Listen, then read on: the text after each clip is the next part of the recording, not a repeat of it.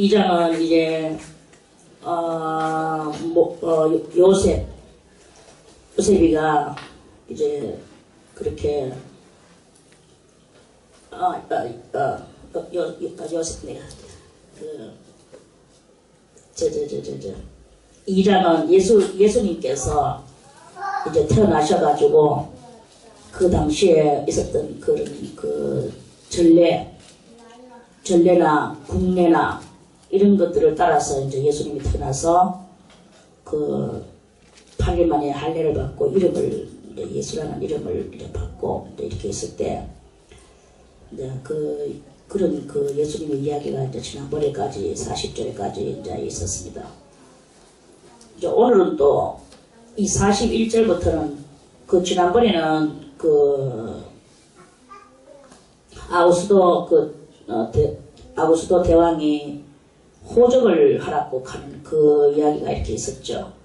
그래서 쭉 이제 호적도 하고 그 예수님이 태어나고 이제 이렇게 했는데 이제 어느 정도 예수님이 자라나는 어느 때에 어느 해에 그 예수님이 이제 뭐 한 7살이나 그 정도로 되셨는지 여기는 나이는 안 적어놔서 나이는 어느 정도 때가 됐는지는 모르지만 이제 나이가 여기 있네요. 42절에 예수께서 12살 될 때에 예수께서 12살 될 때에 42절에 그때 무슨 날이었냐 하면은 6월절 날이 이제 이렇게 왔는 거예요. 그래서 6월절이 되면 이 사람들은 또 세상 사람들은 이스라엘 사람들은 다 예루살렘으로 가는 게 그 나라 또 그 법이고 전례였어. 그리고 이제 예루살렘에 올라가가지고 6월절 제사를 지내고 이제 돌아가는 그런 저희가 이 절기의 전례를 쫓아 올라갔다가 이제 마치고 돌아오는데 한 일이 일어났어요. 뭐냐 하면은 부모 그때 뭐 12살 정도 되니까 또 동생들도 낳았는지 그랬을 거야 아마. 그리고 이제 이 부모들이 그냥 예수님은 뭐 저렇게 관영이가 저 집에서 펑 나와가지고 이 집 저 집 놀러 다니잖아요. 그럼 관영이 어딨나 하고 뭐 처음엔 찾지도 안 하고 어디선가 놀고 있겠지 하고 놔뒀다가 내가 뭐 아까 안 오니까 이 집 저 집 막 찾고 막 이래 하듯이 아마 이 예수님께서도 이제 뭐 친척들이 막 그 나라는 다 단일 국가니까 친척들인 거야. 그 여기서 놀고 저기서 놀고 뭐 이 사람하고 같이 길 가고 뭐 전부 다 이제 몰려서 가고 오고 하니까 부모가 44절에 동행 중에 그렇게 같이 가고 있는 중에 사람들이 막 밀려서 걸어서 가고 있는 중이니까 어디인가 누구한테 찡겨가 동행 중에 있는 줄로 생각하고 하루 길을 간 후 얼굴이 안 보이는 거예요. 예수님의 얼굴이. 그러니까 막 친족들 속에 자기들 가까운 사람들 속에 친족과 아는 자 중에서 우리야 못 봤나 우리 예수 못 봤나 뭐 이제 이렇게 찾았죠.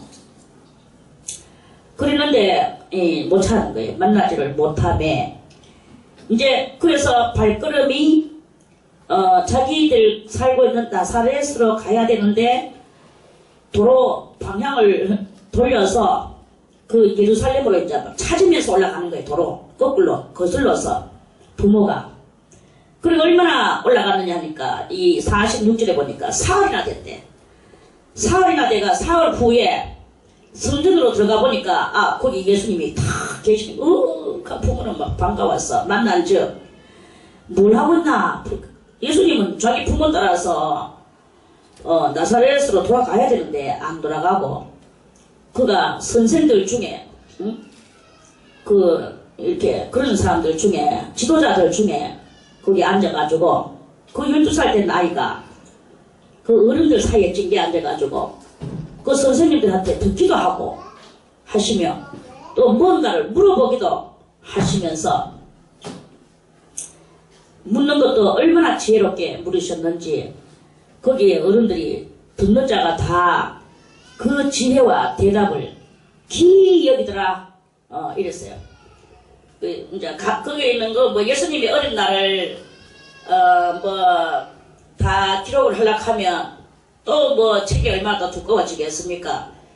그래서 성경에는 다 생략하고 예수님은 이렇게 12살 된 어린아이가 이 지도자들 사이에서 듣기도 하고 하시며 묻기도 하시니 참 대단하시죠? 요즘 12살 되는 아이 한번 보세요. 그저 저렇게 놀다가 새끼 발가락 부라고 뭐 시끄러우면 못 살아요. 막 어른도 허리 부라지고 이렇게 전부 다 이런 어른은 허리 부르고 아는 새끼 발가락 부르고 이렇게 가지고 되겠습니까? 근데 예수님은 거기 서서 묻는 것도 아니야. 앉아가지고 그 선생들 그 중에 가는 것은 그 선생들 속에 다 앉아서 그 선생님한테 듣기도 하고 하시며 묻기도 하시며 듣는 자들이 그 묻는 예수님의 질문을 듣는 그 선생님들이 그 질문을 너무 지혜로운 질문을 하는 거예요. 질문하라 하면 질문 뭐 계속 망측한 질문하는 경향 많지요. 천사 능력이 많은데 왜 실제로 왜 그 좀 그렇게 안 하나 뭐 이런 질문 이렇게 하면서 그런 질문이나 하고 이런 그런 질문보다도 예수님은 가장 철학적이고 가장 그 현학적인 그런 질문을 하시는 거예요. 그러니까 그 질문 받는 선생님들이 기이 여기더라. 기이 여기더라. 그리고 이제 부모님은 세상에 찾았어. 다시 가던 길을 돌려서 아들을 찾아서 왔는데 3일길이나 내려갔다가 다시 3일길을 왔는 거예요. 그러면 또한 6일을 손해보았어. 그럼 또 데리고 또 3일길을 또 가면은 다 합쳐서 9일길이 손해는 6일 손해를 보고 이렇게 대단히 그 많은 날을 갖다가 손해를 보게 만들었어. 그런데 그 부모는 그것을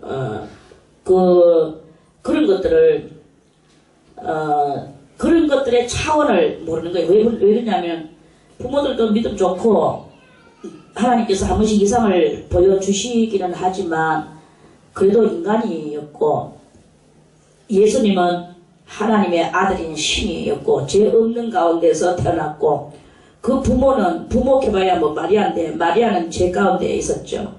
근데 그 하늘아버지는 죄가 없으신 하늘아버지의 그 거룩한 성령이 그 마리아를 덮으심으로 태어난 아들이 그 예수님이신 거거든요.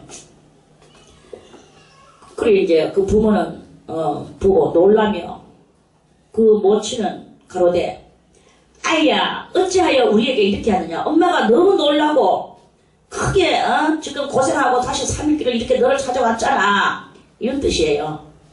어찌하여 우리에게 이렇게 하였느냐. 보라 네 아버지와 내가 근심하여 너를 찾았노라. 찾아서 3일길을 왔노라. 그런 거예요. 예수님은 또 대답하기를 어머니 죄송해요.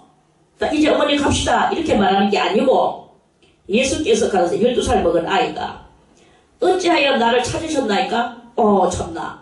찾아야 마땅하지요. 그런데 예수님의 말씀은 전혀 참 무정하고도 그 인간으로 생각하면 정말 참 뻑칠 같은 말씀이죠. 어찌하여 나를 찾으셨나이까? 내가 내 아버지 집에 있어야 될 줄을 알지 못하셨나이까?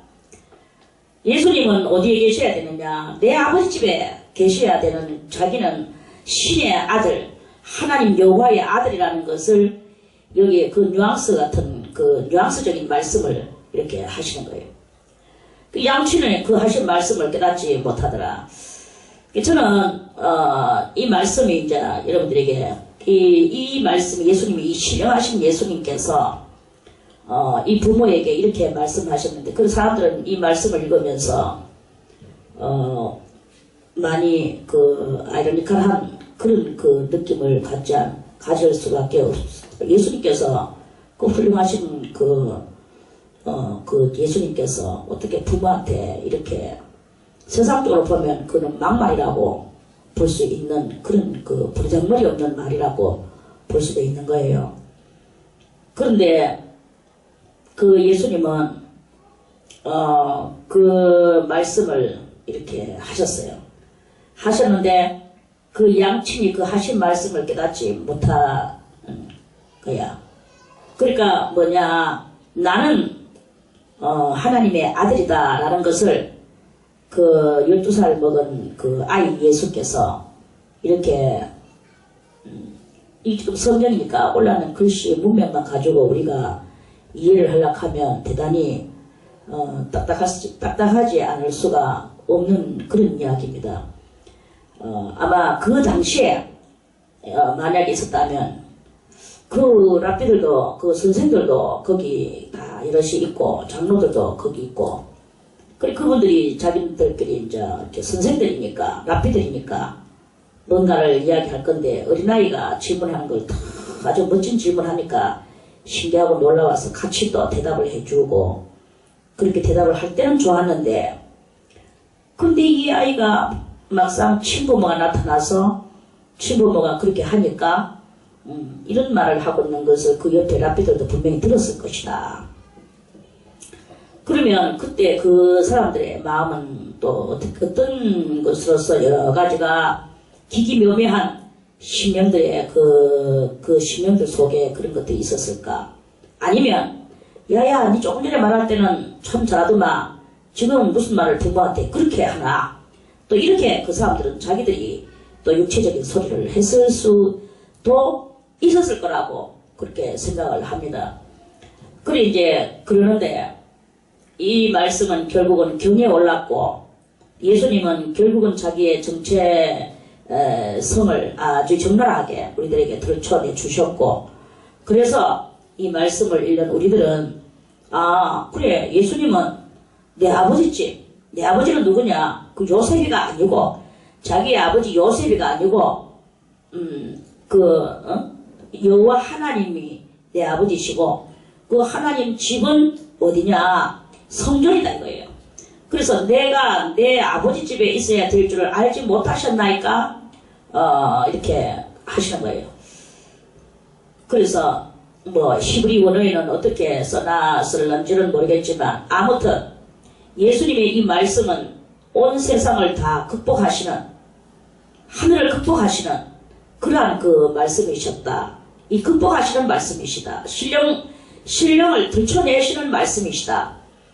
이렇게 우리가 읽을 수밖에 없도록까지, 그래서 이 성경은 성경이고 예수님은 예수님이시다. 우리가 이렇게 볼 수 있도록 만들어 놓으시는 것이다. 세상에서는 통하지 않는 말들이 우리가 하나님을 믿으면서 이토록이나 이런 것이 나아갈 수 있는 것이다. 우리가 밥 먹고 똥 싸고 뭐 이렇게 살면서 못 깨닫는 그런 것들이 얼마나 많이 있습니까? 그럼에도 불구하고 예수님께서는 깨닫지 못하는 우리들에게 자기의 그 위치성과 정체성과 그리고 그 자기의 또 이 사명적인 그런 것들을 다 이렇게 함축시켰는 그 속에 그러한 말씀이라는 것을 우리들이 이제 이 말씀을 통해서 아 그러시구나 하는 것을 알아야 되는 것이다 하는 그런 말씀입니다. 그 양친이 그 하신 말씀을 깨닫지 못하더라. 저는 천주교회를 핍박하고 싶은 마음도 없습니다. 거기서 우리 이 프로테스탄트가 나왔기 때문에. 그런데 거기 너무 마리아를 많이 이렇게 숭상을 하고 있거든요. 저는 이 말씀을 탁 읽으면서 그렇지, 마리아는 역시 그 말씀을 깨닫지 못하는 인간이야. 이렇게 깨달아지면서 깨달아지는 게 아니라 그렇게 같이 이 말씀하고 같이 인식, 인정 그렇게 하시면서 그 사람들이 너무나 이렇게 마리아 추앙을 하고 있는 것이 그것이 옳지 못하다는 것을 이 말씀을 통하여 더 이제 인식을 하게 되겠죠. 그리고 이 말씀도 하나 깨닫지 못하는 마리아가 지금 얼마나 그 사람들한테는 성모여 뭐 예수에게 부탁하여 주소서, 당신의 아들 예수에게 부탁하여 주소서, 이렇게 하면서 뭐 그 성도들이 그렇게 기도를 하거든요. 그래서 그 성도들이 정말 성모가 예수님한테, 성모가 말하면 예수님은 꼼짝 못하고, 어머니 알겠습니다, 내가 다 이루어 주겠나이다, 이렇게 하면서 천주교의 그 절차는, 기도 절차는 좀 그렇게 합니다. 그러니까 그 성모가 예수님의 어머니니까, 거룩한 어머니가 예수님의 어머니니까, 아들아 이렇게 하여라 하면, 네 어머니 그렇게 하지요. 이런 이 촌수발을 그렇게 날리면서 촌수 거리를 드러내고 있는 그런 그것을 이렇게 합니다. 그런데 그거는 다 옳지 못하다. 우리는 직고를 누구한테 해야 되느냐? 직고를 하는데 하나님에게 직고하는 거예요. 막바로 하나님 앞에. 하나님 앞에 옛날에는 직고를 할 수가 없었어. 그런데 지금은 누구의 손을 잡고 누구의 이름을 붙들고 예수 그리스도의 이름을 붙들고 예수 그리스도, 하나님이 보내신 예수 그리스도께서 우리들을 위하여 이렇게 죽어주시고 우리는 그 피를 믿는 우리들이기 때문에 그 피를 의지하고 여호와 하나님 앞에 우리는 기도합니다. 예수님께서 만드신 그 공로를 힘입어서 죽었다가 살아난 공로, 죽었다가 살아난 부활의 공로를 힘입고 우리는 주님 앞에 직고를 하는 거예요. 이거하고 성모여 당신의 아들 예수에게 부탁하소서 뭐 이런 기도는 하지 않는 게 그게 맞다라는 것이 이 오늘 50절에서 우리는 이런 모든 그 제도적이나 그런 그 촌수, 인간의 촌수에 얽매이는 이런 것은 신앙이 아니다. 우리도 다 그 주님의 나라에 가면 어떻게 되느냐? 그 성모가 언제까지 예수님의 어머니로 그렇게 있는 것이 아닙니다. 주님 앞에 가면 우리는 다 뭐 지금 현재는 뭐 권사님, 목사님, 전도사님, 장모님 직분 따라서 그 직분 따라서 이렇게 살아가고 있습니다. 그 직분에 고개를 숙이죠. 사실 직분에 고개 숙이는 게 많습니다. 그랬는데 이제 영원한 그 주님의 나라에 우리가 다가서 살아야 될 것인데 그때 가면 직분이 있느냐? 그때 가면 직분이 없어요. 직분은 딸랑 하나 있어. 무슨 직분? 무슨 직분이 있습니까? 영원한 천국에서. 응? 응? 똑똑한 성이야. 말 좀 해보아라. 니가 그것도 뭐. 자, 똑똑한 우리 조혜란 권사님. 영원한 세계 속에서의 직분이 무엇입니까? 뭐가 있습니까? 장모. 어? 장모. 권사님 뭐라 했겠어?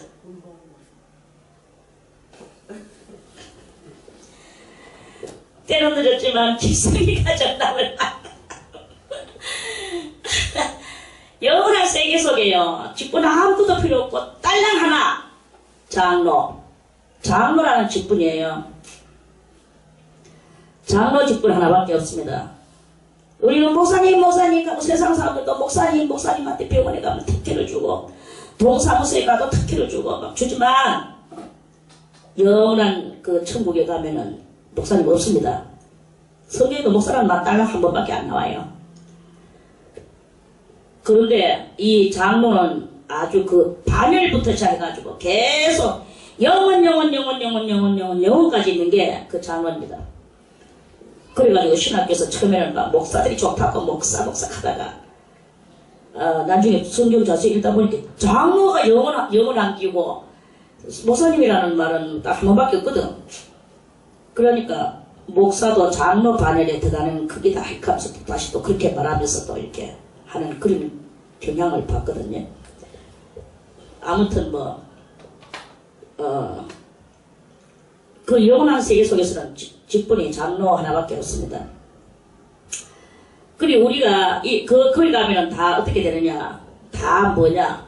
장로 반열 빼고는 몽땅 다 형제 자매. 자매는 없어. 자매도 없어. 몽땅 다 형제. 형제로 들어갔죠. 그는 성별이 없어요. 다 천사와 같다 했어. 성별이 없으니까 자매도 없는 거예요. 오직 형제만 있어. 형제만 있고 누구의 아래에 있느냐? 전능하신 하나님 아래, 여호와 하나님의 아래에서 한 형제로 그렇게 살아가는 그런 것입니다. 그러니까 거기에서는 우리 인간 촌수는 안 쳐주죠. 그러니까 성모에게 기도해서 당신의 아들에게 부탁하여 주소서. 아들아, 그래 내가 부탁을 받았다. 이것을 이루어 드려라 하고 어머니가 명령하면 아들은 네 어머니 알겠습니다. 그것을 이루어 드리겠습니다. 이렇게 하는 기도는 그거는 맞나요 안 맞나요? 이거는 다 아니다. 그 인간의 다 인간 사상 속에서 나온 그러한 신앙 잘못된 신앙 법인 거예요. 이런 것이 이렇게 있습니다. 그게 이제 도가 넘치면 뭐 여알로 저알로 이제 이렇게 그렇게 성모가 예수님 위에서 예수님한테 해드려라 뭐 이렇게 한 그런 것은 아니다 이거예요. 그 한 예로 성경에서 또 한 사건이 한번 있었죠. 사건이 있었는데 그 솔로몬 때입니다. 솔로몬 때에 그 솔로몬 형 하나가 있었어. 그 형 이름을 지금 제가 까먹었는데 그 형이 자기가 왕 되려고 하다가 못되고 아도니아인가 그런데 그 아도니아지 싶은데 하여튼 그 이름은 잘 기억이 안 나는데 자기가 왕 되려고 막 이제 하다가 솔로몬이 이제 막 말 타고 정말 정식으로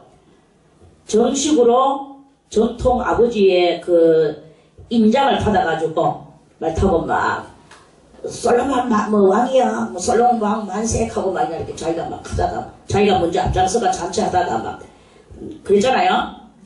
그러다가 이제 솔로몬이 왕이 됐는데 나중에 그 왕이 이제 그 솔로몬 어머니 바세바를 찾아갔어. 솔로몬 어머니 바세바를 찾아와가지고 바세바는 이제 태후가 됐죠. 왕비에 있다가 태후가 돼가지고 있는데 솔로몬에게 부탁해서 늙은 아버지가 또 늙은 몸이 나이가 많아서 몸이 이제 혼자 있으니까 서늘하니까 요새 같은 뜨신 거 전기로 만드는 거 많은데 그 당시에는 그런 게 조금 부족한 관계로 몸이 이제 추우니까 젊은 여자를 끌어안고 자야 이제 그 따뜻한 그걸 그걸 이제 인간 끌어안고 있으면 이제 뜨신 거 그걸 이제 이렇게 했어요. 그렇게 말해서 이제 명칭은 또 왕의 후궁이지. 그리고 이제 다윗의 후궁이었죠. 솔로몬의 아버지 다윗의 후궁이었어. 그래 하다가 이제 있는데, 그리 아버지가 뭐 너무나 늙으니까 이제 뭐 그 알을 건드리지는 안 하고 그냥 끌어안고만 잡는 거예요.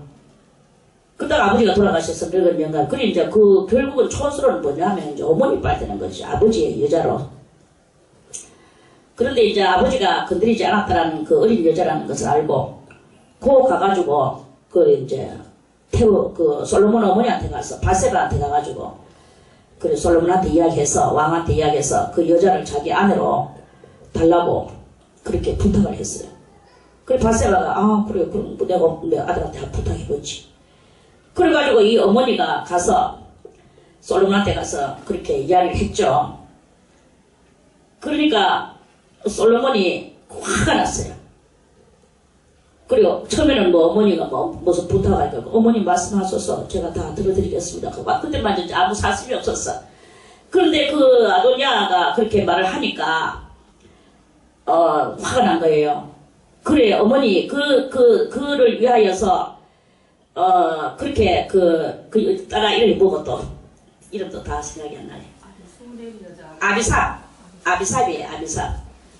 아비삽, 그래, 어머니, 그 사람을 위해서, 그 형을 위해서, 아비삽을 요구하십니까? 아비삽을 요구하시면 이 왕위도 다 뺏어, 내한테 요구하소서. 그리고 왕위도 그 넘겨주소서. 이러면서 아주 심통을 부리면서 당장 명령을 내려서 그 아도니아를 갖다 가서 칼에 쳐 죽여버렸어요. 그래 죽여버렸어요. 이게 성경에 이건 무엇을 말하는 것이겠는가? 그것은 바로 오늘 이런 이야기인 거예요. 성모여, 당신의 아들에게 말씀하여 주소서. 우리의 소원 이리 해가지고 우리 소원을 이룬 것처럼 것을 이루어 주소서 하고 기도를 하면, 예수님은 그래요 어머니 제가 들어드리겠습니까? 제가 들어드리겠습니다. 다 들어드리겠습니다. 이렇게 예수님이 그러시겠습니까? 솔로몬도 그렇게 그랬는데, 어머니 그래서 그렇게가 그 죄인들의 이런 기도를 이렇게 해가지고 초석발 날리는 그 기도를 주님께서 어머니 그 초석발 날리는 것을 내가 받으시겠습니까? 받겠습니까? 어머니 그러면 저 마귀의 계략도 다 내한테 해달라고 그렇게 하소서. 이렇게 할 수밖에 없는 요런 거하고 똑같은, 성경은 다 그런 그것이다 이거예요. 그래서 우리가 이거는요, 지금 예수 믿는 사람들은 참 깐깐하고 고지식하고 꼬집기를 잘하고 하지만 우리는 정말 알아야 되거든요. 여러분들은 알아야 되는 것이, 이 제도가, 우리가 제도가 별것도 아니지만 이 제도가 중요하고, 하나님 앞에 갈 때 이 제도를 들고 가는 것도 아니지만, 이런 여러가지 이런 교육, 우리들이 이런 것이 얼마나 중요한가, 이거를 알려주시는 그런 그 말씀인 거예요. 마귀권세도 나한테 다 빌어주지요? 이럴 수밖에 없는 이런 이야기인 거예요. 그래서 예수님은 항상 우리가 이걸 여러분들이 이게 깊이 알아야, 이 문제를 확실하게 알고 깊이 알아야만이 우리가 하나님을 정말 하나님하고 친자식하고 양자하고는요 하루가 땅입니다. 여러분들이 자식을 낳아봐서 알지만, 내가 낳는 자식하고 낳지 않았는 자식하고 여러분들이 마음의 귀함에 있어서 잽이 됩니까? 잽이 안 되는 거야. 자기가 낳는 거한테는 자기 눈이라도 빼줘도 괜찮아. 감도 빼줄 수 있어. 그런데 낳지 않았는 거에게는 물론 특별한 사랑 또 이런 그런 경우 빼고, 저 이웃에 지나가는 아이 그한테 눈 빼주고 간 빼주고 합니까? 안 하죠. 우리가 정말 하나님의 자식이 되고 그 하나님께서 우리를 기뻐하시고 이렇게 하려고 하면 우리는 이 정통성을 알아야 되는 거예요. 정통성을 알고 하나님께서 어떻게 하시는 그것을 우리가 이렇게 알아야 된다는 거죠. 그걸 알지 못하고 하나님을 믿으면서 그냥 하나님 어쨌든 구원 물론 믿으면서 구원 받겠죠. 성령도 받고 다 합니다. 성령 받았다고 다 아는 것도 아니야. 이거는 큰 여러분들의 입벌림이 있어야 되는 거예요. 입벌림. 그 신들의 정체성에 대해서 그걸 깨닫지 못하면은 우리가 단계가 이렇게 있는데, 그렇죠. 이거는 촌수로서 너는 형제다, 너는 자매다, 너는 삼촌이다, 삼촌은 한 단계 위에 부모빨이다, 이런 거를 따지는 것은 아니지만, 그 영혼 세계 속에서 하나님의 그 사랑의 그 진한 농도에 얼마만큼 우리가 그 하나님을 닮아 들어가느냐, 이게 문제 아니겠습니까? 김정은이도 벌써 할아버지를 닮기 위해서 성형수술을 그렇게나 몇 번이나 하고 그런 뉴스가 돌잖아요. 왜 그렇게 수술을 합니까? 돈을 들여서 살점을 아프게 하면서 왜 그렇게 합니까? 그 할아버지를 닮고 싶다 이거야. 할아버지를 닮아서 저거 집안에 이 족벌 체제를 확실하게 해서 그 할아버지의 위대한 것을 더욱더 자기를 통하여 한번 더 드러내보고 싶은 할아버지의 그 전성기를 자기가 이어받고자 하는 그 안타까운 욕망 몸부림 아니겠습니까? 이런 거와 같이 우리는 하나님의 그 온전하시고 완전하시고 구비하여 좀 더 부족함이 없는 그 하나님의 그 그 안으로 이렇게 그에 가까운 그 하나님의 모든 그 마음과 하나님의 마음과 가까운 이러한 사람이 되고자 하는 그러한 그 성도의 그 깨달음이 바로 이 속에 다 이렇게 들었는 것이다.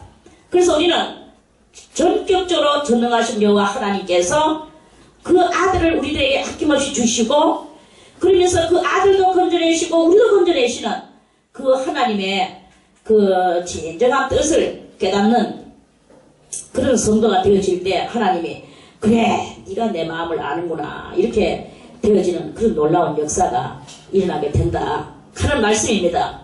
이 양친이 그 하신 말씀을 깨닫지 못하는 거예요. 비록 예수님을 나았다 할지라도 못 깨달아. 이거는 무엇이냐? 그들의 영혼의 상태가, 또한 신앙의 상태가, 그들이 하나님을 믿어 나가는 그 심령 상태가 아직까지 그 예수님 같지 못하다. 그러니까 어떻게 예수님 같지 못한데 하나님 같을 수가 있겠느냐? 요걸 암시해 주는 그 뉘앙스가 이 속에 깃들여 있지 않습니까? 그런 그 말씀인 거예요. 그거는 이제 그렇게 해서 그런 그 말씀의 뜻을 여기에다 이렇게 감춰놓으시고, 이 비밀한 말씀을 감춰놓으시고, 오늘 우리들은 이 말씀을 읽으며 우리들이 이 말씀을 깨닫는 거예요. 지혜가, 여러분들 속에 하늘을 향하는 지혜가 있어야 이걸 깨닫는 게. 아까 낮에도 말했지만 인간의 그 두 마음을 품고 간사한 그런 상태로 가지고는 안 됩니다. 예수님을 낳았다 하면 그 모친 양친이라 할지라도 안 돼. 안 됩니다. 깨닫지를 못하더라 했어요. 그러나 정말 전능하신 하나님께서 전무후무한 성령의 역사를 여러분들에게 부어주신다면, 그리고 여러분들이 정말 이 말씀의 진솔함을 간절히 사모한다면 여러분들은 깨달을 것입니다. 깨닫고 그 깊은 그 신령한 경제 안으로 들어가게 되는 그런 놀라운 일이 일어나게 되는 것입니다. 이제 그렇게 하고 이제 예수님도 이제 어머니 아버지를 따라서 이제 다시 나사렛으로, 예수께서 이제 그다같이 이제 그 부모 따라서 한 가지로 내려가서 나사렛에 이르러, 이제 이래가지고 보통 아이들 같이 돌아가서 순종하여 받드시더라. 누구를 순종해요? 요셉 아버지를 순종하여 아버지를 받들고 목소리를 하면서 청년의 삶을 그렇게 지냈어요. 그런데 이제 예수님의 12살까지는 성경에 나와가 있다가 많은 신학자들이 지금 물음표 띵띵띵띵띵띵 하면서 물음표가 있는 그 날수가 있어요. 그 예수님이 이제 한 가지로 내려가서 나사렛에 이르러 순종하여 받드시더라. 12살에 순종하여 받드시고, 또 그 모치는 이 모든 말을 마음에 두니라. 예수는 그 지혜와 그 키가 자라가며 하나님과 사람에게 더 사랑스러워 가시더라. 이제 이러면서 이렇게 끝이 나고, 그러고 있다가 예수님이 이제 한 30세쯤 해가지고 어디 갔나? 오늘 이 3장은 요한에 대해서 이제 나오는데, 그 23절에 와서 3장 23절에 예수께서 가르치심을 시작할 때에 나이가 그때는 시작할 때에 30세쯤 되리라. 왜죠? 12살 때 이야기가 좀 잠깐 있다가 30세까지 이제 이렇게 30세 예수님 일을 공생애가 뭐예요? 공생애가 있으면 사생애가 있어요. 공생애와 사생애, 여러분들이 다 아는 대로 사생애는 개인적 삶, 예수님의 개인적 삶이 30년 삶이 사생애다 이렇게 말을 합니다. 사생애고, 30세에서부터 시작해가지고 33살 반 정도 될 때 예수님이 십자가 달려 죽으셨거든요. 3년 반 정도로 예수님이 일하셨거든요. 일하시는 걸 보고 이제 공무를 보신다. 하늘 공무를 보시는 그 삶을 보고 공생이라고 우리가 이렇게 말을 합니다. 그러면 예수님이 30살 될 때까지 12살 때까지는 그 뭔가를 잠깐 눈으로 오늘 이 글자를 읽었는데 6월절에 그 돌아오는 길에 있었던 그 사건을 그것을 읽었는데 12살부터 해가지고 30살 될 때까지 한 18년 정도를 한 20년 가까이 되는 18년 정도의 이 공백 기간에 대해서 그 예수님이 과연 30살 다 돼가는 29살 될 때까지 뭐 계속 목소리만 하고 계셨겠는가 그거에 대해서 참 이렇게 다들 의문을 많이 가지고 이렇게 있습니다. 그러면서 저는 생각을 해봤어요. 그 생각을 할 때 과연 나를 생각해봤어요. 나를 생각해볼 때 저는 18살에 성령을 받았어요. 물론 뭐 믿는 집에 3대째 믿는 제가 3대째야. 그래 이제 3대째 믿는 집에 태어나서 18살에 성령을 받았어요. 성령 받고 쭈룩쭈룩 살다가 사는데 뭐 저는 2다리를 못 걷는다고 그냥 방구석에 물론 남들보다는 많이 방구석에 있었지. 남들보다 많이 있었지만 그런데 이 성령 받고 주님을 향하는 열망이 넘쳐 흐르는데 그냥 방구석에만 있을 수는 없었어요.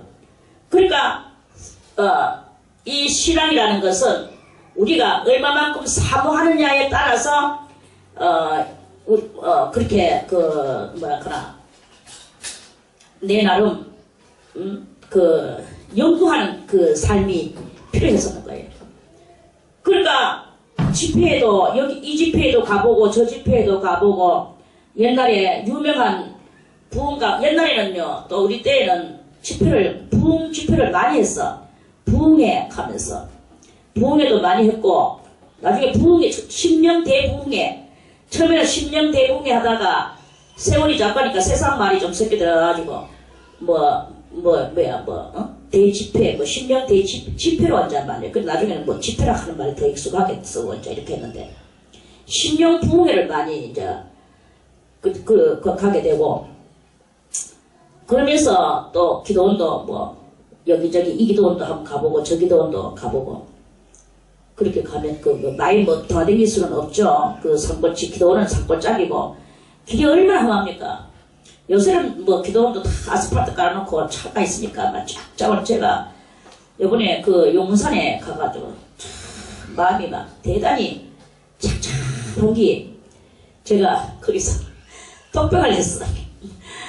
아 주여 하면서 나의 이 변천사 어린 날에 용산 갈락하면요 완전 깊은 산이었어요. 깊은 산에 길이라고는 산길을 가야 돼. 그런데 우리 친구들이 막 업어주고 막 이렇게 해가지고는 그렇게 이제 또 용산에 거기에 또 뭐가 있냐면은 신문사 기독 신문사가 있어. 용산 신문사. 그 신문사가 아주 유명한 신문사입니다. 지금은 조금 덜 유명해서 잘 모르겠던데 거기 가면 신문사가 있어요. 그리고 신문사에 있는 그 기자하고 또 편집자들 뭐 이런 사람들이 저하고 친구였어. 그러니까 그 집회만 하면 저를 또 그 편집자하고 뭐 그 사람들이 저한테 이제 뭐 전화가 있으니까 직접 찾아와요. 산골에서 내려와가지고 성희야 갈래? 하면서 한번 가보자 뭐 이런 식으로 해가지고 그럼 그래 이제 막 사람들이 업어주고 참 얼마나 남자들이 와서 막 땀을 뻘뻘 흘리면서 정말 참 미안하죠. 그래 이제 그러면서 이제 그때 그렇게 댕겼어. 너무나 참 저의 엄청난 그런 길을 제가 그렇게 갔다는 것에서 이게 지금 이야기니까 그렇죠. 얼마나 참 그랬겠습니까. 물론 뭐 그때 제가 기도는 별로 나가지는 않았지만 그래도 매양 그 사람인데 그런데 이번에 이제 갔어요. 제가 얼마나 참 관계가 무량한지 그 옛날 내가 참 외로이 쓸쓸히 이 사람 저 사람한테 등에 의지하여 그때는 슈처도 없었어요. 그러면서 제가 오직 하나님 한번 만나볼기라고 하나님 만나보려고 하는 그 열망을 안고 미안함도 체면도 다 불사하고 그냥 가는 거야. 그랬는데 지금은 그래가지고는 그것을 얼마나 또 막 그냥 하나님 한 만나볼 거라고 또 막 그랬습니까? 그래 이제 그러는데 내가 요번에 띠 갔는데 갈 때 뭐 차를 쭉 타고 거기에 누가 같이 탔느냐?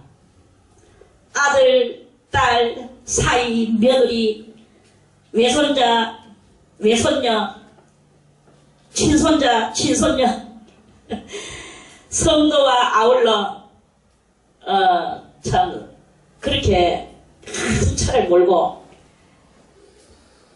또 먹을 거 바리바리에서 또 해가지고, 밥 해가지고, 싸서 들고, 그렇게 거다가 밥을 차려서 막 먹으면서, 밥을 먹고 물 앉아가지고, 제가 다 묵상을 하고 있는데,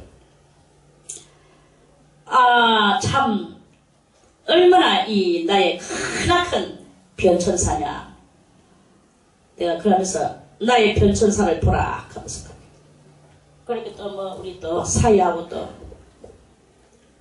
딸이 또 변천사 뭐 말말. 그래 내가 또 지금 해놓은 것 같이 또 이렇게 쫙 이야기했어요. 옛날에는 아무도 따라 같이 가는 게 없고 그래가지고 이렇게 친구들하고 같이 이렇게 갔는데. 지금 내가 이렇게 아들과 딸과 며느리와 사이와 손자들과 버글버글 성도들과 이렇게 와서 이렇게 또 음식을 또 그때는 음식이 있었습니까? 음식 없었어요. 누가 한 개 뭐 갖다 주면 먹고 안 갖다 주면 금식해버려.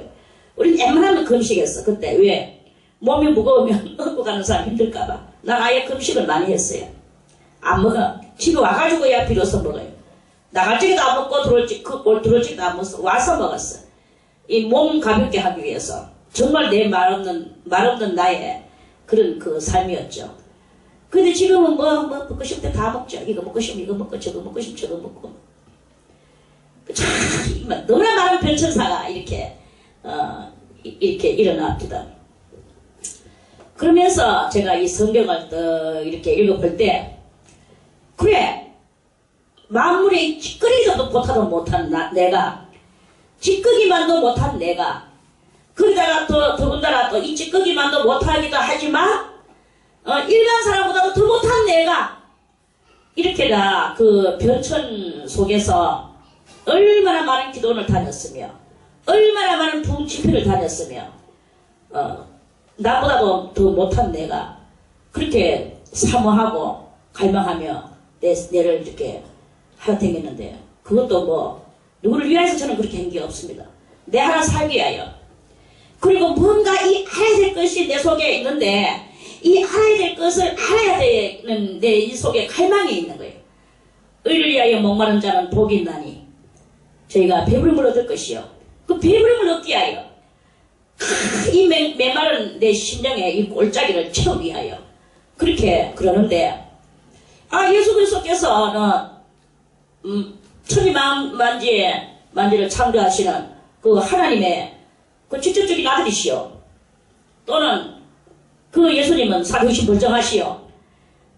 그 청년의 몸으로서 20살, 22살, 24살, 26살 이 피가 끓는 이 나이에 예수님이 그냥 목소리나 돋고 그렇게 앉아 계셨겠느냐? 노가다 일만 하고 계셨겠느냐? 이 말씀이죠. 저는 예수님은 절대로 그러지 않으셨으리라고 생각을 합니다. 사도 바울도 다메섹 도상에서 눈이 멀고 아나니아의 안수로 인하여 눈은 떴지만 자기도 새로운 의에 다시 목말라치는 그것이 있었는 거예요. 예수를 알자. 예수를 더 깊이 알자. 사도 바울은 어디로 갔습니까? 시나이 반도로 갔잖아요. 아라비아 반도로 갔죠. 가가지고는 3년 반 동안 사도 바울도 도를 닦았어요.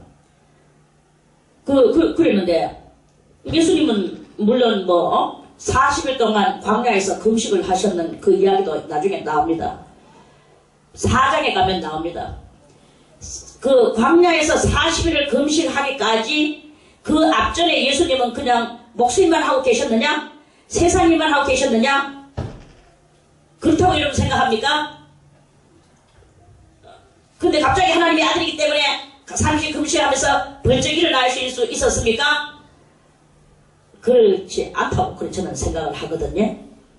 모든 사람들이 볼 때 뜻이 있는 사람은 다 그 뜻을 따라서 그 뜻에 의한 목마름이 있어요. 예수님도 하나님 아들로서 큰 그 일을 하실 분으로서 뭔가 그 준비 기간이 분명히 있었을 거라고 그렇게 생각을 합니다. 그래서 12살부터 이 30세까지의 공백 기간 속에는 분명히 예수님만의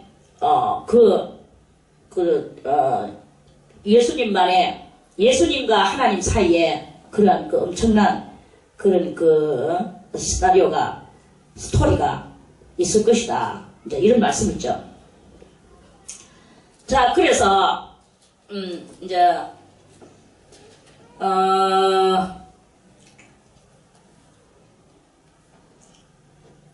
그 예수님은 그렇게 하시면서 그 지혜와 그 키가 자라가며 하나님과 사람에게 더 사랑스러워 가시더라.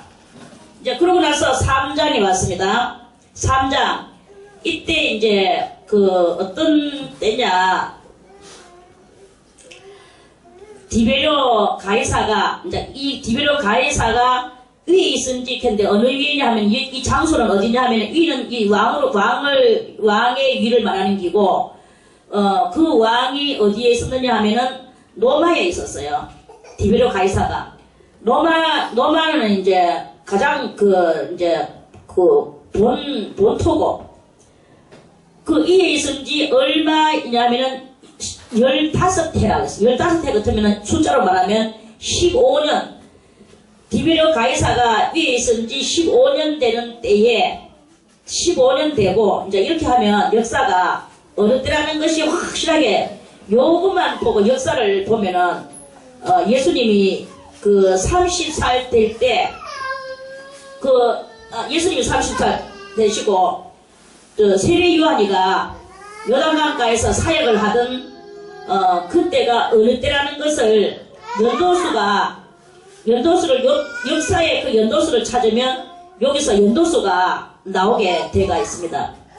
그래서 이제 연구학자들이 이제 그러면 역사를 찾아볼 때 가이사가 15년 왕으로 된 지 15년 되는 때에 가이사는 15년 되는 때고, 그리고 본디오 빌라도가 유대 땅에서 총독으로 있고 마치 뭐가 같으냐면 지금 현재 우리나라에는 박근혜 대통령이 있고 이북에는 김정은이가 있고 미국에는 버락 오바마가 있고 이렇게 되는 지금 그때는 사람들 역사를 찾아볼 때 그때 역사는 2014년도 때가 딱 이렇게 나오잖아요.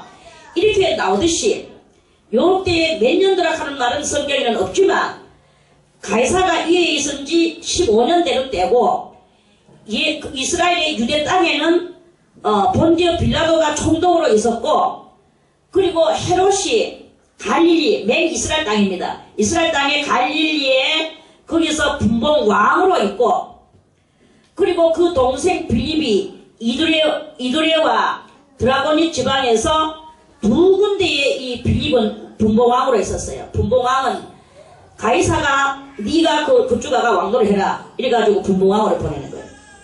장차 예수님께서 오셨을 때도 예수님은 왕 중에 왕으로 계시고 이 가이사가 왕 중에 왕인 거예요. 이때 가이사가 왕 중에 왕으로 있고 많은 분봉왕 헤롯과 그 동생 빌립이 이렇게 분봉왕으로 있고, 또 루사니아가 아빌레네의 분봉왕으로 있었고, 요러한 때의 그 역사를 찾으면 연도수가 몇 년 연도수라는 것을 알아낼 수가 있는 그 해에 안나스와 가야바가 대제사장으로, 이스라엘에는 또 안나스와 가야바가 대제사장으로 그 있을 때에 이제 그때 하나님의 말씀이 핀들에서 사가랴의 아들 요한에게 임했습니다. 이때 벌써 이미 사가랴의 아들 요한은 사가랴가 대제사장, 그당 제사장이고, 요한의 어머니는 엘리사벳이었죠. 1장에서. 그 엘리사벳이 또 제사장, 아론 제사장의 후예라고 그랬죠. 그래서 이 요한은 제사장의 아들로 나왔음에도 불구하고, 제사장 아들로서 비로도 옷을 입으며 귀족같이 해가지고, 그렇게 살지 않고, 이 요한은 산으로 나왔어요. 산으로 나와가지고 빈들에서 요한에게 임한지라. 요한이 요단강 부근 각처에 와서 제사함을 얻게 하는 회개를 전파했습니다. 벌써 여기는 요한이 사역하는 것을 글을 썼어요. 글을 썼는데, 그런데 요한이 사역하기 전에 요한도 마찬가지라. 요한도 이렇게 외치기 전에 요한은 뭘 했습니까? 산골짜기에서 마치 수도사들이 저 굴 속에서 수도하고 그렇게 사막에서 살듯이 이 요한은 아버지 어머니 밑에서 호강하며 살 그런 모든 좋은 환경들을 뿌리치고 나와가지고 굴 속에서 살았는 거예요. 빈들에서 그렇게 살면서 생식을 하고 살았는 거예요. 생식을 하고 약대를 잡아서 약대 트롯을 입고 생식해봐야 뭐가 생식하면은 뭐 쌀을 먹는 게 아니고 곡식을 먹는 게 아니고 메뚜기를 먹고 석청이를 먹고 이렇게 살았어요. 그러면서 하나님 앞에 기도했어요. 하나님, 제게 사명을 주시고 사명 주시라고 하나님이 저를 이 세상에 나게 해주시는 것을 저는 압니다. 그래서 여기서 세례 요한을 보고 나실인이라는 말을 하지는 않았어요. 성경에서. 그런데 세례 요한은 일평생 나실인보다도 더 험악한 그런 삶을 살다가 결국에는 헤롯 대왕이 못 빼가지고 죽었는 것을, 헤롯 왕이 못 빼가 죽인 것을 우리는 다 알죠? 그래서 이 세례 요한이가 얼마나 기도를 많이 했겠기에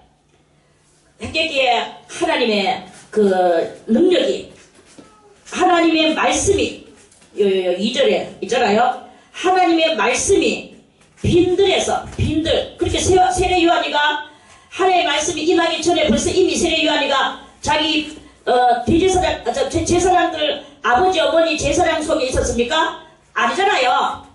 이미 빈들에 있을 때 빈들에서 사가랴 아들 요한에게 임하는 거예요. 이 아이 공주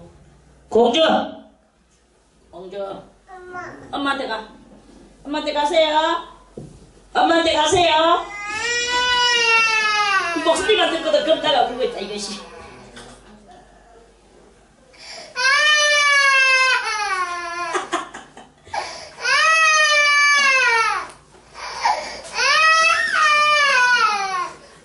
간영이는 이쁘도 안 울던데 저거는 우네.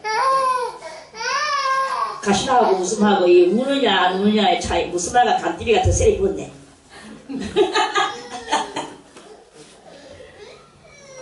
그래서 저는 이 말씀이 얼마나 은혜스럽고 가슴을 울렁거리게 만드는지 모릅니다. 뭐냐? 여호와의 말씀이, 하나님의 말씀이 어디서? 다같이 빈들에서 빈들에 있는 요한에게 임했는 거예요.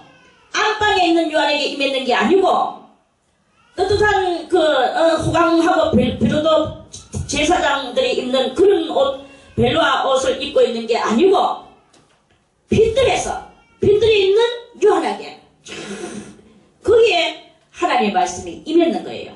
임한지라 요한이 요단강 부근 각처에 와서 제사함을 얻게 하는 회개의 세례를 전파하니 이제 그래가지고 이제 빈들에서 하나님을 바라보며 하늘에서 뭔가 내려오기를 기다리면서 죽은 듯이 엎드려져가 있을 때, 그리고 그 추위를 위하여 약대 트롯을 입고 배고픔을 위하여 수청이로 조금씩 혓바닥에 그걸 대가면서 굶주림에 그러면서 하나님을 바라보며 집중하고 있으니까 드디어 임했는 거예요.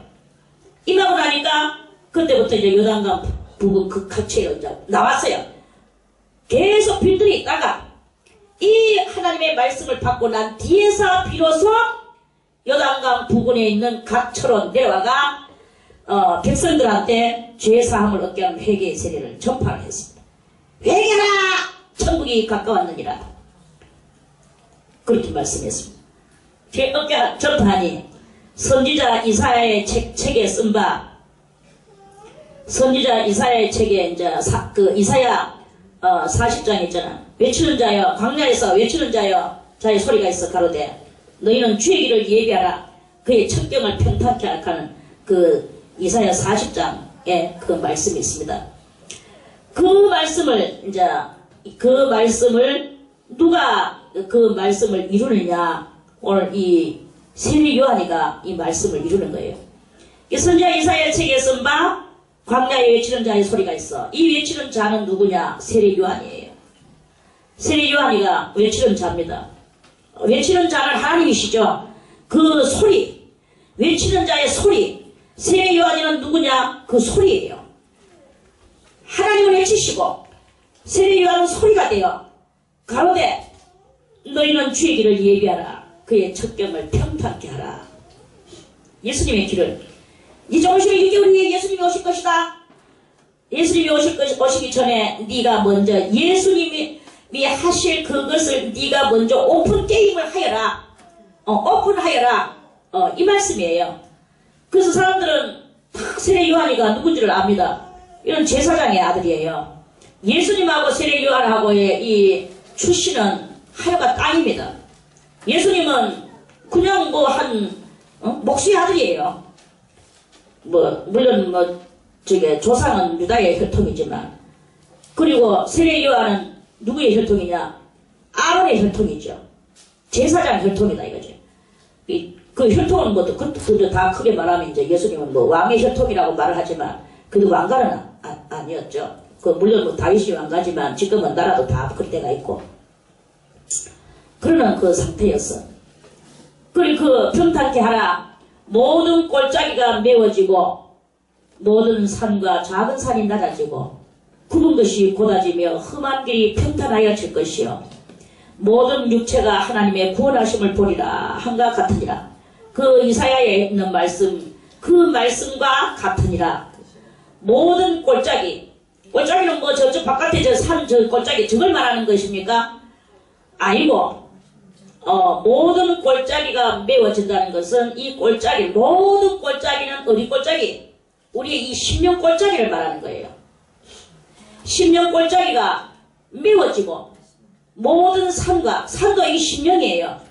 산은 뭐예요? 교만한 산. 모든 산과 작은 산이 낮아지고 이 교만한 것들이 다 낮아지고 굽은 것이 뭡니까? 하나님의 말씀을 오도하고 하나님의 말씀을 곡해하고 이렇게 했던 모든 굽은 것들이 다 곧아지고 험한 길이 평탄하여질 것이요 그리고 모든 육체가 하나님의 구원하심을 보리라. 한가 같은 모든 육체는 어디? 세상 모든 사람들을 하나님의 구원하심을 보리라. 한가 같으니라. 이 말씀을 이제 세례 요한이가 응하게 만들었죠. 세례 요한이 세례받으러 오는 무리에게 이제 외칩니다. 무리에게 이르되 독사의 자식들아 누가 너희를 가르쳐 장차 올 진노를 피하라 하더냐. 그랬어요. 독사의 자식들한테. 독사가 뭐냐?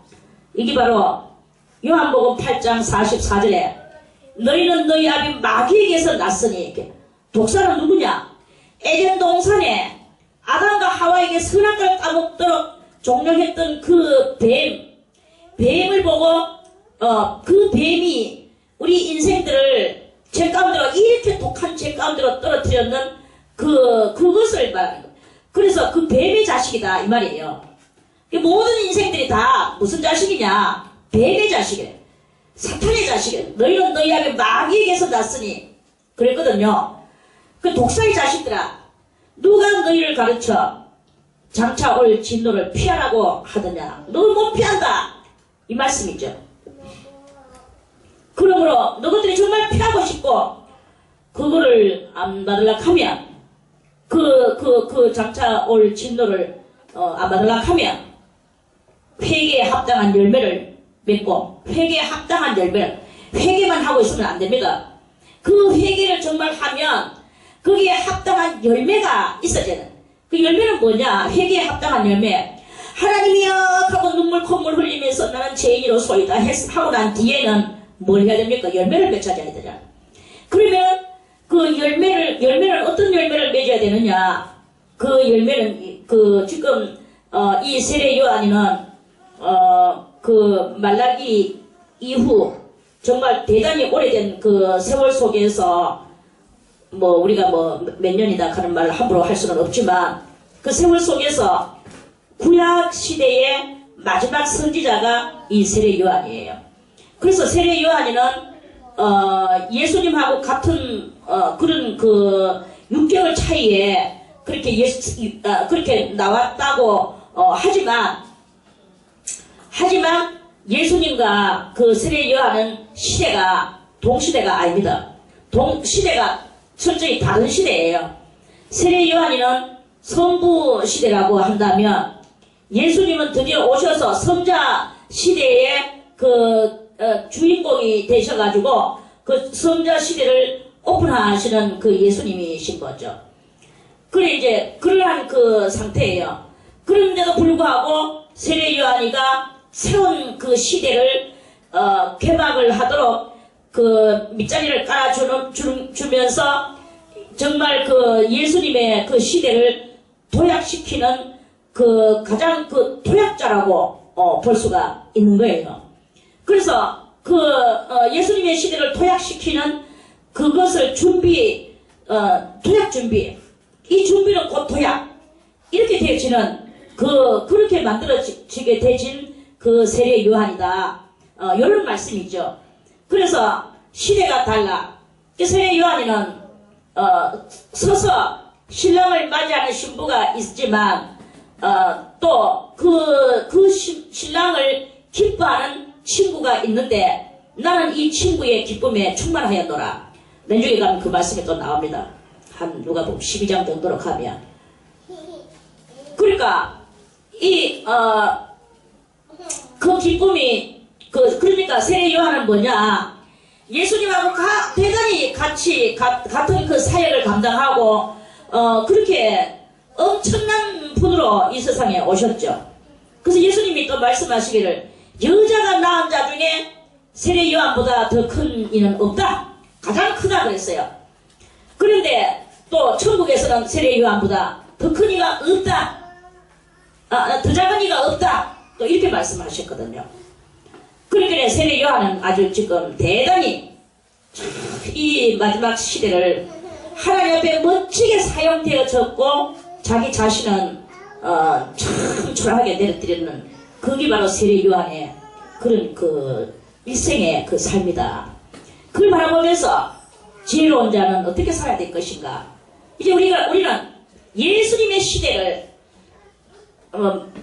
지나갔고 성령 시대에 지금 우리는 막판에 우리가 살아가고 있는데 이 막판에서 딱 말하면 엄청난 쓰임을 받고도 세례 요한같이 초라하게 떨어지는 경향이 있을 수도 있다는 것을 명심을 하면서 항상 저는 여러분들에게 말하지만 우리의 이 신앙은 겁과 두려움과 떨림으로 그 구원을 이뤄야 되는 거예요. 내가 이거는 하면서 인간의 욕심을 가지고 무엇을 이렇게 하면은 그 욕망은 이루어졌을런지는 몰라도 그게 영원한 욕망이 될 수가 없는 거예요. 그리고 이제 아무튼 그 독사의 자식들아 했는데 이 독사의 자식들이라는 그 말씀을 듣고 우리는 그 앞에서 회개하고 이 회개에 합당한 열매를 맺어야 됩니다.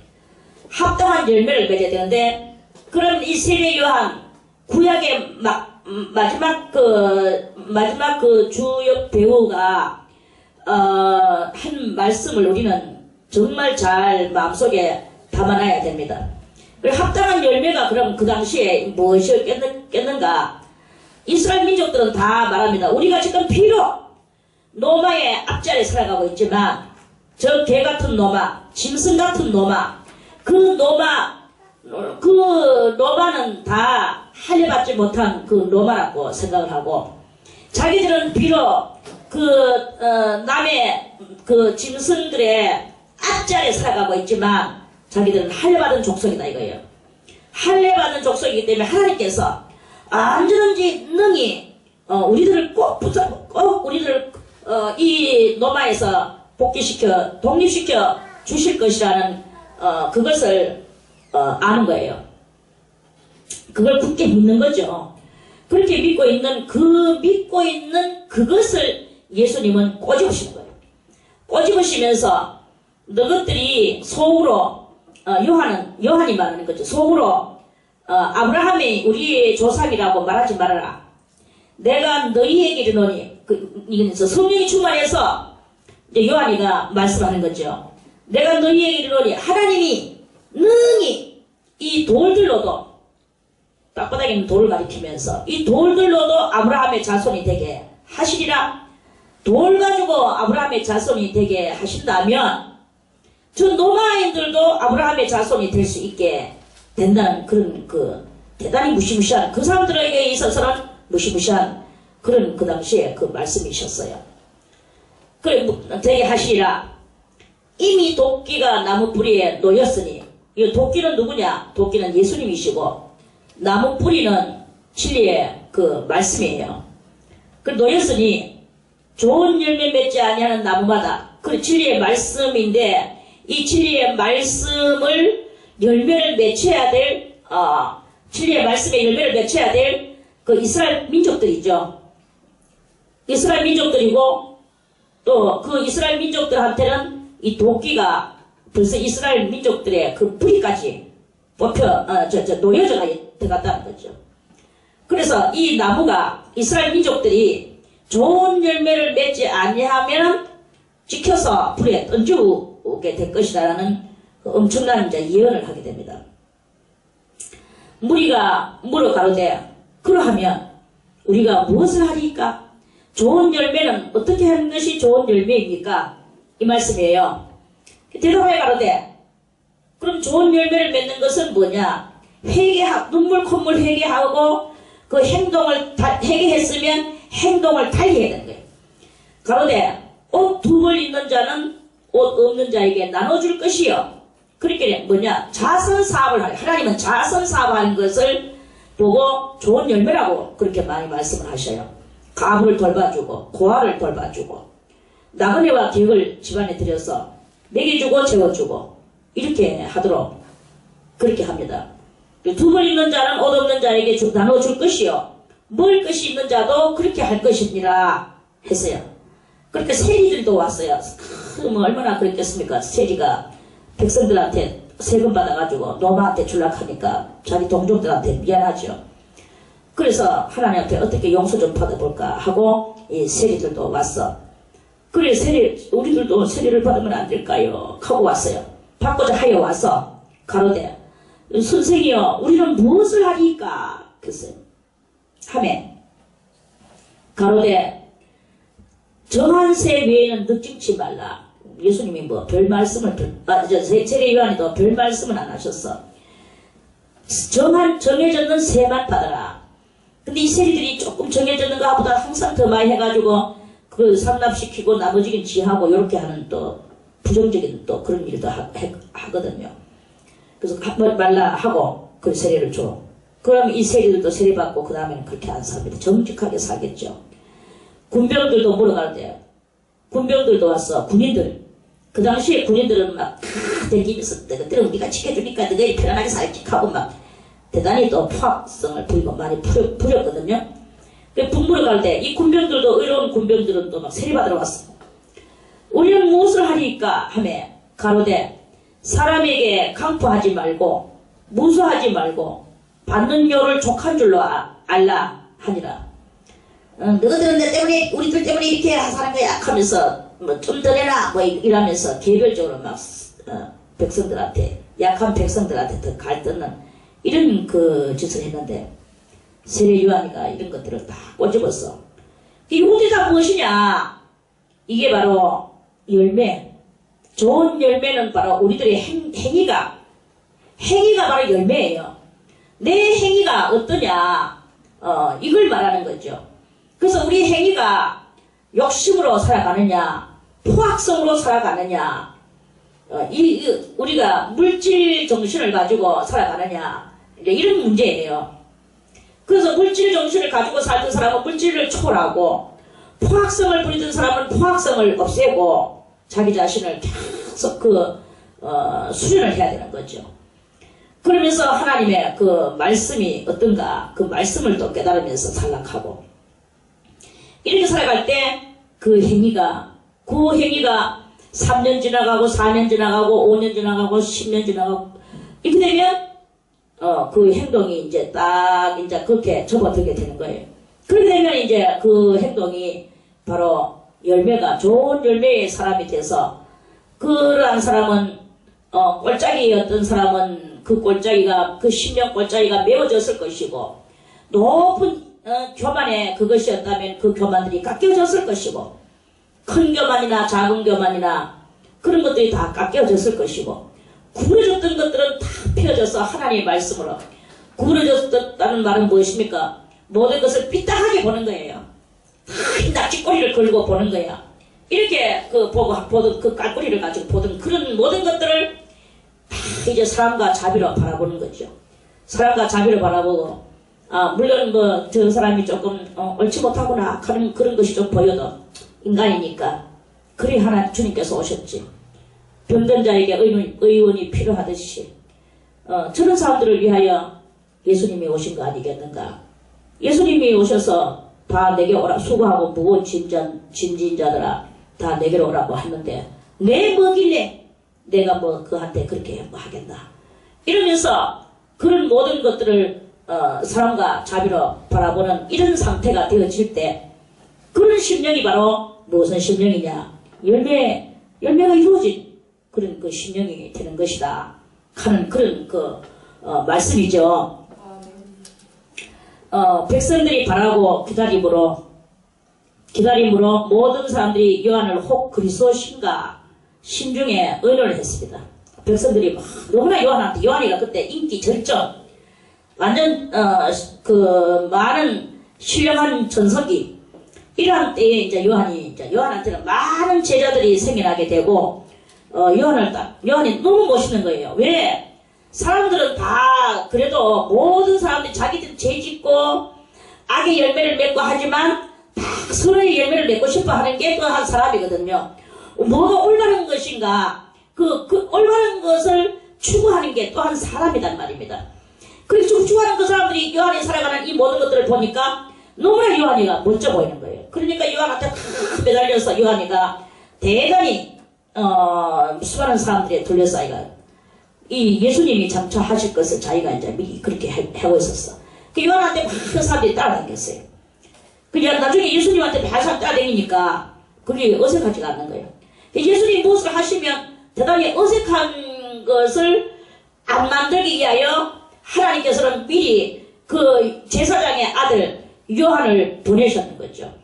그래서 요한은 그렇게 해도 제사장의 아들이니까 저 사가랴의 제사장 아들이 아니냐 이러면서 이 정부들이 이스라엘은 그 제사장들이 전부니까 전부 같이 이제 왕이 전부지만 다 같이 이제 연결돼가 있으니까, 그래서 요한이가 하는 것에서는 사람들이 아무 무리가 없었어요.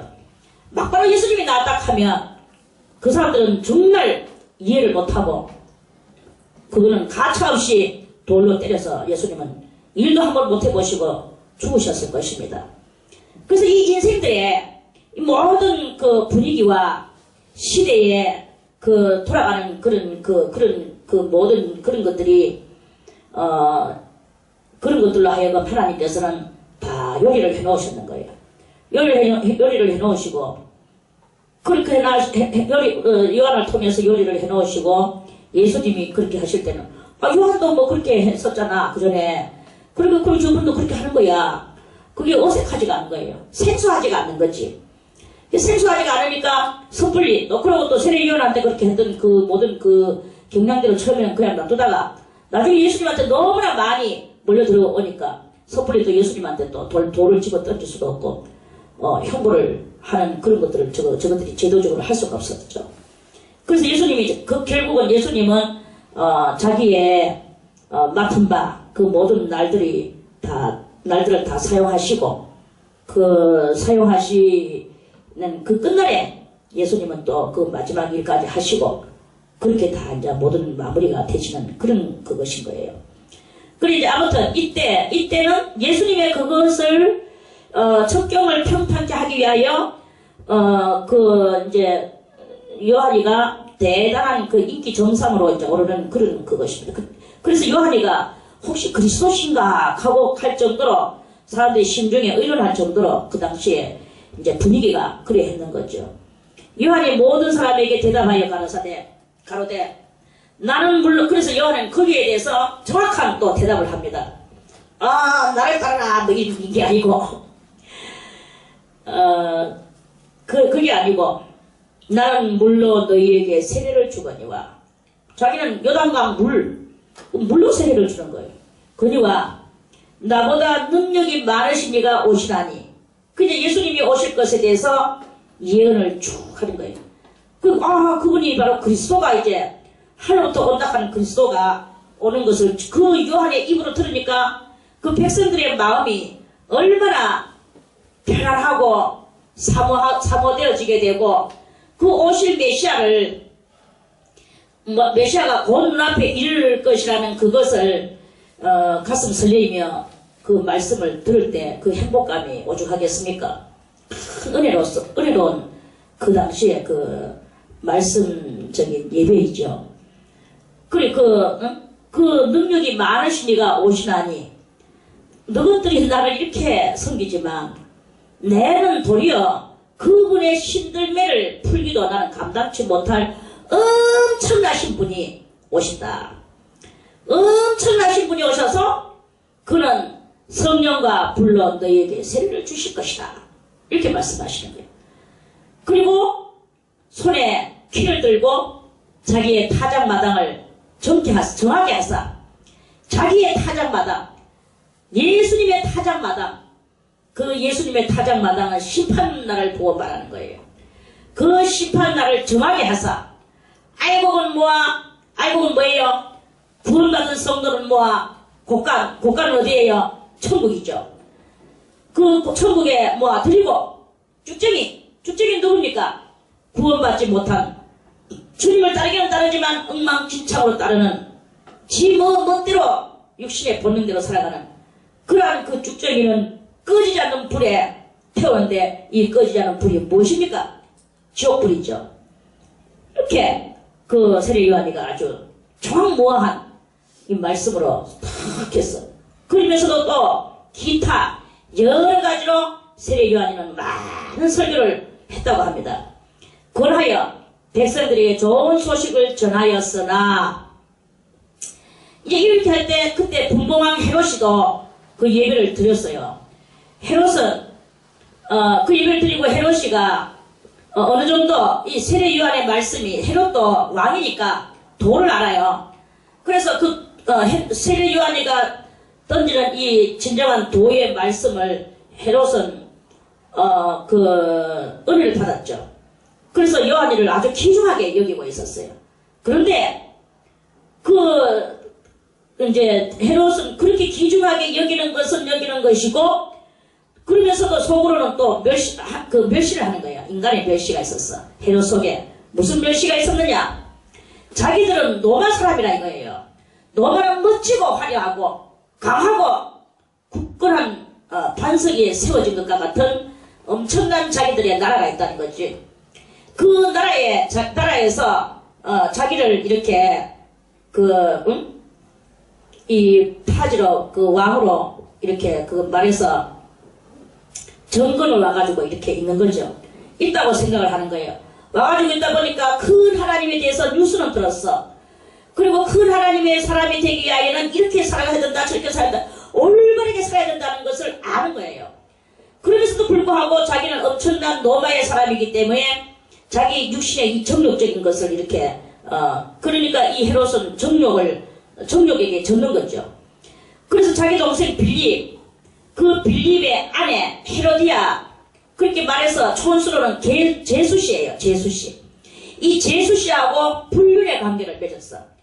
불륜의 관계를 맺어가지고 그렇게 이제 사랑을 했거든요. 그리고 이 헤로디아라는 이 헤롯의 제수는 자기 시숙하고 이 불륜의 관계를 맺으면서 아주 또 악한 일을 하고 있었습니다. 그래 이제 그렇게 하고 있는데 그때 이제 헤롯은 생각하기를 내가 이 나라에 파견 나온 왕이니까 너희들은 내한테 꼼짝하지 마라. 비록 선지자 니라 할지라도 니는 내한테 좋은 소식만 전하고 축복만을 전하고 그리고 나는 너한테 떵떵거리면서 그걸 받기만 하고 이런 정신이 이 헤롯한테 있었거든요. 그래 이제 그렇게 있는 그런 그 상황 속에 있으면서 은혜를 받으려고 이제 가고 있는데 그때 세례 요한이는 그런 헤롯의 그런 심정을 대반 묵살시켜버리죠. 묵살시키면서 당신은 하나님 앞에서 그거는 절대 좋지 못한 일이다. 어떻게 동생의 아내를 빼앗아가지고 네 아내를 만든단 말이냐. 이런 그런 것으로서 하나님이 너한테 분명히 그 악한 그것을 책망하시고 형벌을 주실 것이다. 이런 말을 했어요.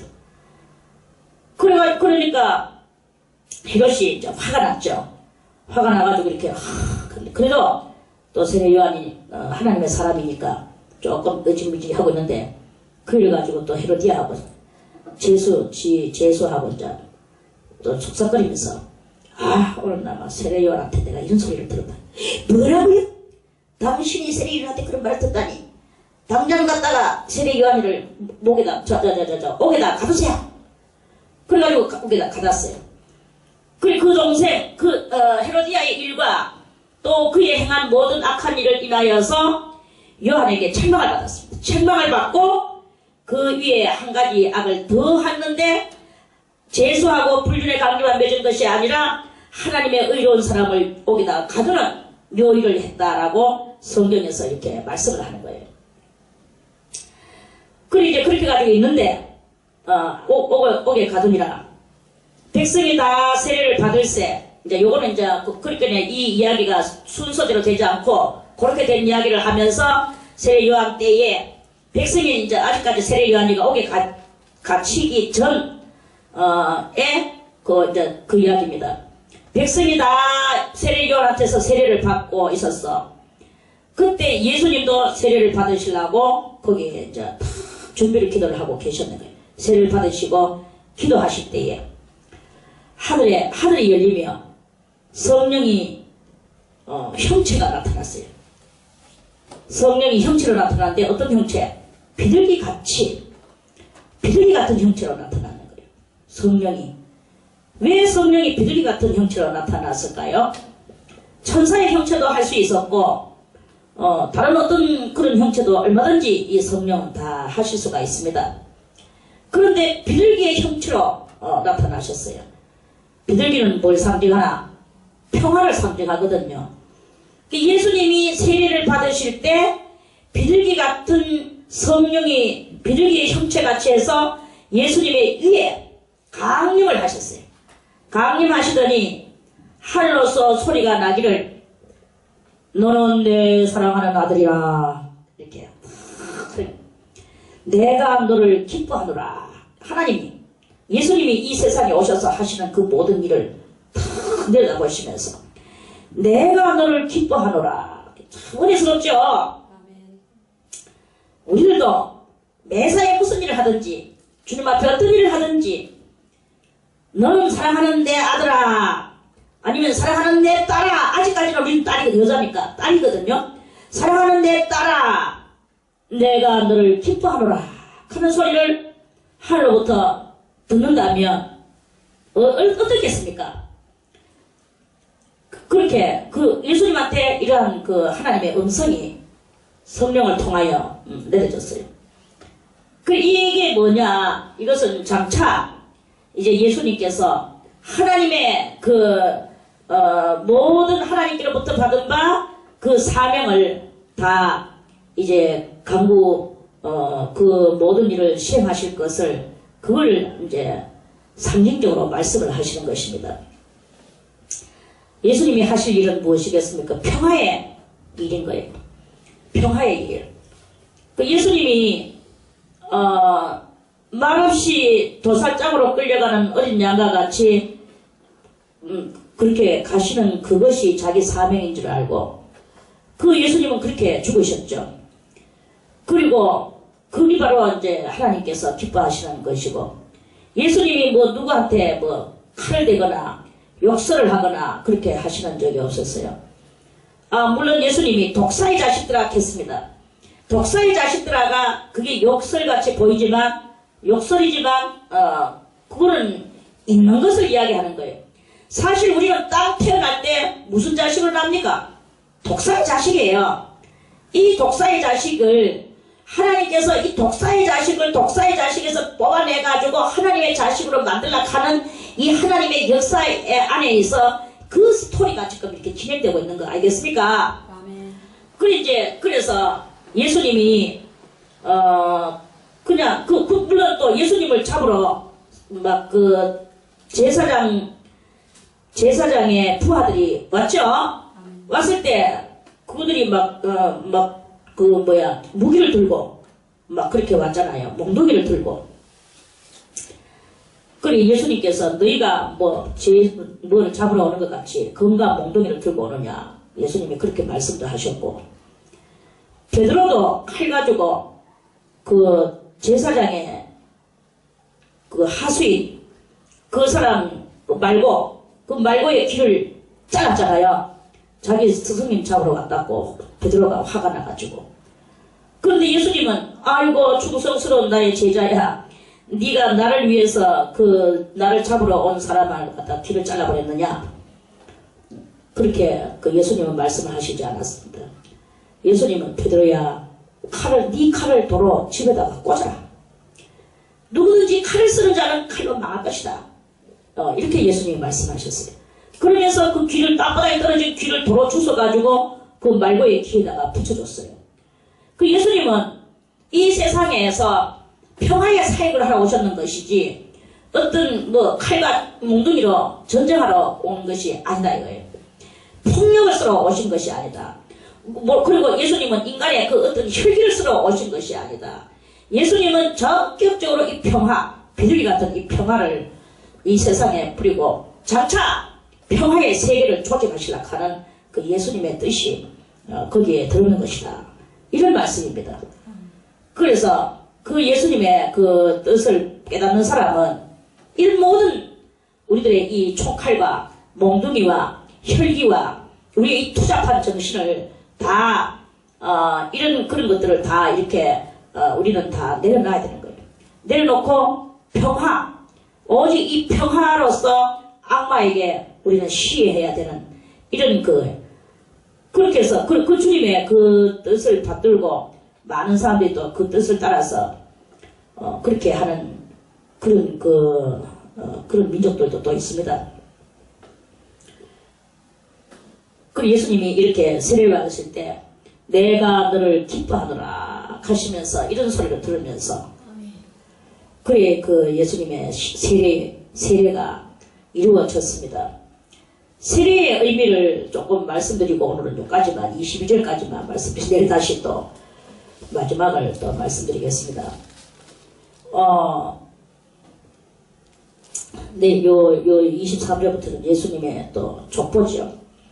이 족보가 어떻게 되는 족보인가, 상상대 올라가는 족보.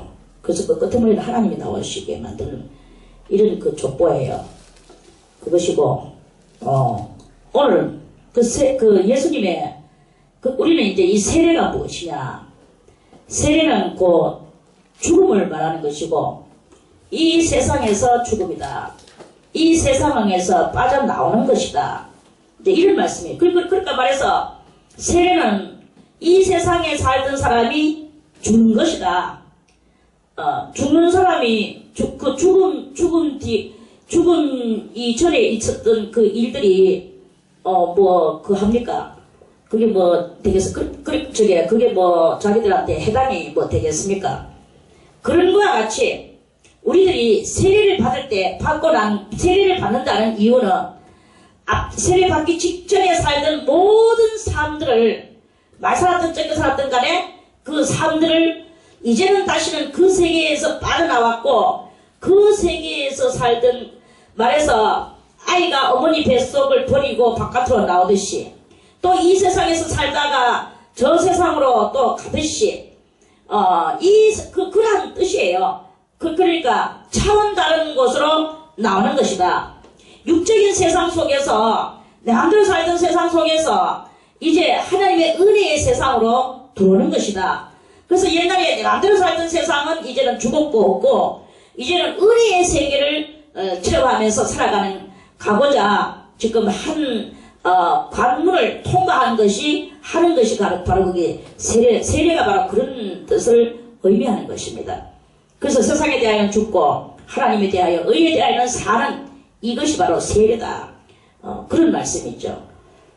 오늘 여기까지는 말씀드리고 내일 23절부터 해서 다시 4장 말씀을 또 하나님 앞에 드리겠습니다.